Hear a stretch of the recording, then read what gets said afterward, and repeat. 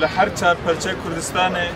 داگرکری مزن هیه بالطیبت لشرناق جی سر خوزای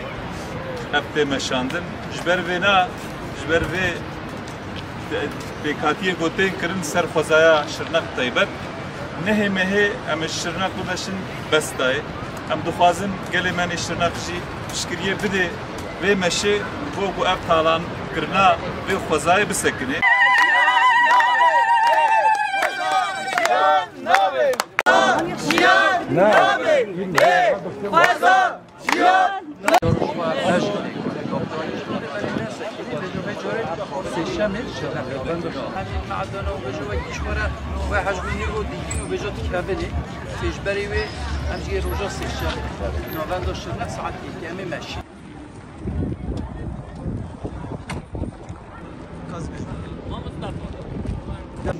نهی مهی فال خازا خوابی که خواهی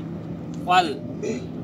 دینا خوابی که خواهی فال چیاین خواهیم پیروز بی که خواهی دا بو ایدی به دستن تکلا یک کسا خازا ما نیقر کرن و تندرستی ما بر به جحره و نچه هم دیساش بو بشتاربون و همو حوالن خاص دکن هم دیجنون خیراتی سر و سر چه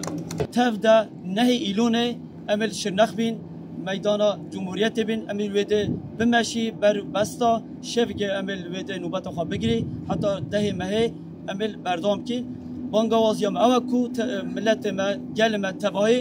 و بلا وی مشاها تبل ببین ام سپاسی خواه ملت خواه کی سپاس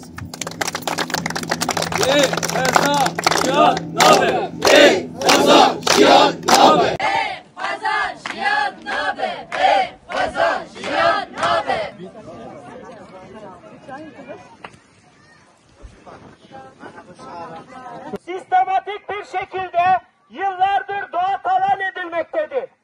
Bu ekokırım politikalarına karşı Gabar'ın özgürleşmesi için, Cüdi'nin özgürleşmesi için, Nerdüş'ün özgürce akması için, Besta'da ağaçların yok olmaması için 9 Eylül'de Cumhuriyet Meydanı'nda saat 1'de bir yürüyüş gerçekleştireceğiz. Gerçekleştireceğimiz yürüyüşe siz değerli halkımızı da bekliyoruz.